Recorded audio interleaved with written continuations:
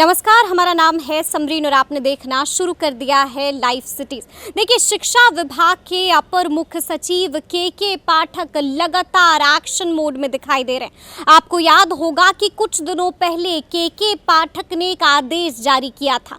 साफ कहा था कि वैसे बच्चे जो 15 दिनों तक स्कूल लगातार नहीं आते हैं, उनका नामांकन फौरन रद्द कर दिया जाए। जिसके बाद आपको मालूम है कि के पाठक एक बार फिर से सरकारी स्कूलों के निरीक्षण के लिए निकल जाते हैं और इसी कड़ी में के पाठक पूर्णिया और अररिया भी पहुंचते हैं और यहाँ पहुंचकर के पाठक एक और आदेश जारी करते हैं।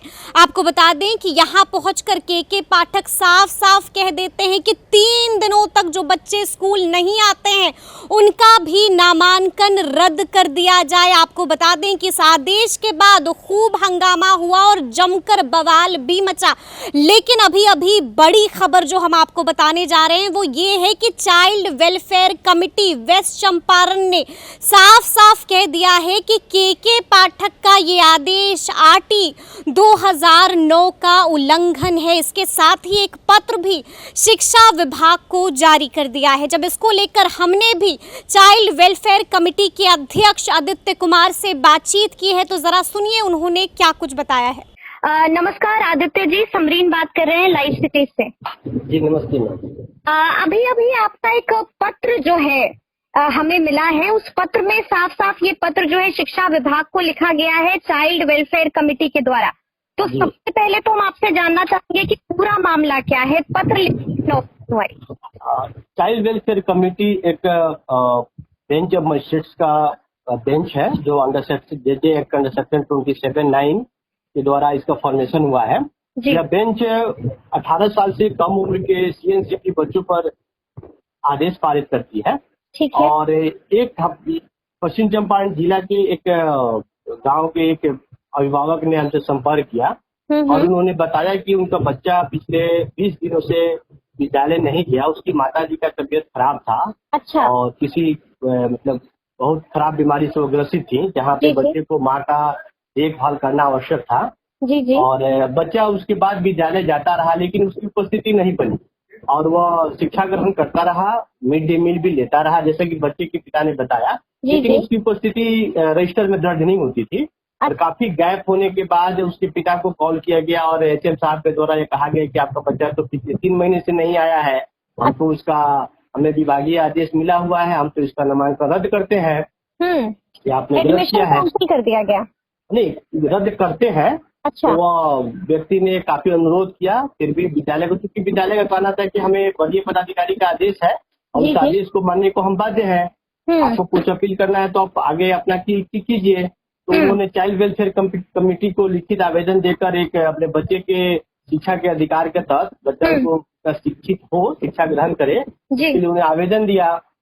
और तो उस आवेदन से यह प्रतीत हो रहा था कि बच्चे को वरीय पदाधिकारी के आदेश के आलोक में उसका नामांकन, मतलब उसको स्कूल आने की अनुमति नहीं दी जा रही है। और इस तरीके से समिति को लगा कि वो बच्चा कहीं न कहीं अनिवार्य और मुफ्त शिक्षा के अधिकार से वंचित हो रहा है। बिल्कुल जी। इस और हमारा एक्ट भी कहता है, बिहार जो शिक्षा का अधिकार अधिनियम 2009 है जी, इसमें धारा 21 है, यह कहता है कि 14 साल के जो कम उम्र के बच्चे हैं उनको सरकार के द्वारा निःशुल्क और अनिवार्य शिक्षा देनी है और उन्हें लेना भी है। तो 2 वे होना चाहिए और यह बच्चे का मौलिक अधिकार भी है और जो देता है उसका कर्तव्य भी है कि वो ऐसे बच्चों को शिक्षित करे, शिक्षा दे। ठीक है आदित्य जी, यहाँ पर 1-2 सवाल है मेरे। पहले ये जानना चाहेंगे कि बच्चा किस क्लास में और उम्र तकरीबन क्या होगी बच्चे की? बच्चा 7th क्लास का है और 11 से 12 साल उम्र हो सकती है उम्र। ठीक है, तो मतलब ये जो लगातार इस तरह के आदेश हम सुन रहे हैं, बीते दिन जो है के पाठक ने एक आदेश किया था कि 15 दिन कोई नहीं आए तो नामांकन रद्द हो जाएगा। अभी हाल ही में एक आदेश दिया गया कि 3 दिन नहीं आता है तो नामांकन रद्द हो जाएगा। तो मतलब इसी को लेकर आप लोगों ने पत्र लिखा है शिक्षा विभाग को, क्या कुछ है उस पत्र में? देखिए मैम, वो माननीय अपर मुख्य सचिव महोदय शिक्षा विभाग का विभागीय आदेश है। समिति उस आदेश पर कोई टीका टिप्पणी नहीं करेगी, लेकिन जहाँ तक एक बच्चे का अधिकार का संबंध है जी। और बच्चों के अधिकार की रक्षा करने के लिए ही चाइल्ड वेलफेयर कमेटी का गठन हुआ है। और इस केस में एक बच्चे का शिक्षा के अधिकार का हनन हो रहा है, इसलिए कमेटी को सो मोटो संज्ञान लेना पड़ा है। और जिला शिक्षा पदाधिकारी को पत्र लिखा गया है कि भाई आप बताएं कि किस परिस्थिति में और किस एक्ट के तहत आपके प्रधानाध्यापक के द्वारा एक बच्चे को शिक्षा से वंचित किया जा रहा है। बस हमें जानना है और कौन सा आदेश है और कौन सा एक्ट है। जी। अगर मान लीजिए कोई भी आदेश, विभागीय आदेश एक्ट का उल्लंघन करता है तो वो गलत है। तो वो गलत है, बिल्कुल। विभागीय आदेश कहीं न कहीं, जहाँ तक हम लोग समझते हैं, विभागीय आदेश एक्ट की सरकार कानून की रक्षा करने के लिए, कानून के नियमों का सही निष्पादन हो, अनुकरण हो, उसके लिए होता होगा। ठीक है। देखो जी, आप लोग ने ये जो पत्र है वो शिक्षा विभाग को लिखा है। जी जी। तो क्या कोई जवाब आया है वहाँ से? पत्र कब लिखा और जवाब क्या मिला है?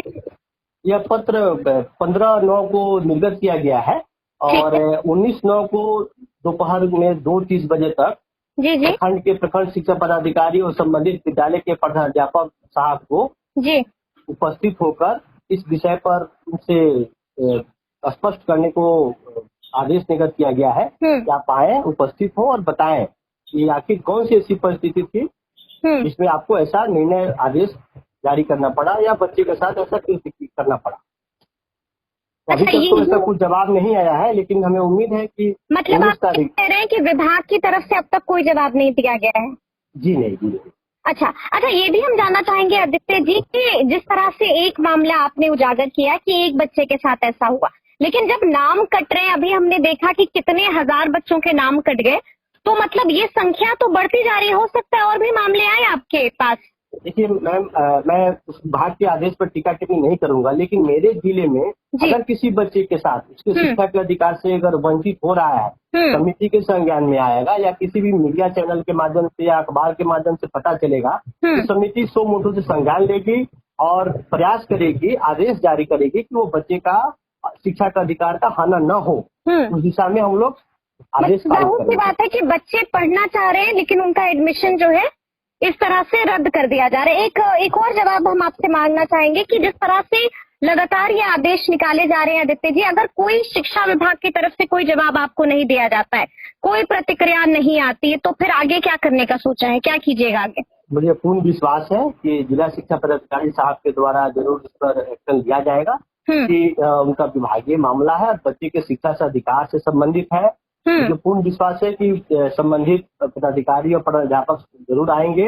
अगर इसकी अवहेलना होती है तो समिति बात करेगी जिला शिक्षा पदाधिकारी साहब से और उनको आदेश देगी कि तत्काल बच्चे को शिक्षा दीजिए, शिक्षा से वंचित नहीं कराइए। अगर किसी तरीके का चूक हुआ है तो उनके माता पिता से आप बात करें। विद्यालय शिक्षा समिति की बैठक, मासिक बैठक होती है, उसमें रखें। पेरेंट टीचर एसोसिएशन की बैठक होती है, उसमें रखें। या फिर विद्यालय में टोला सेवक होते हैं, पंचायत स्तरीय शिक्षकों की नियुक्ति हुई है, स्वयं प्रधानाध्यापक, ऐसे लोग गाँव में घूमे और ड्रॉप आउट बच्चों का या ऐसे बच्चों को चिन्हित करते हुए उनको फिर से एजुकेशन से और क्लास से जोड़े।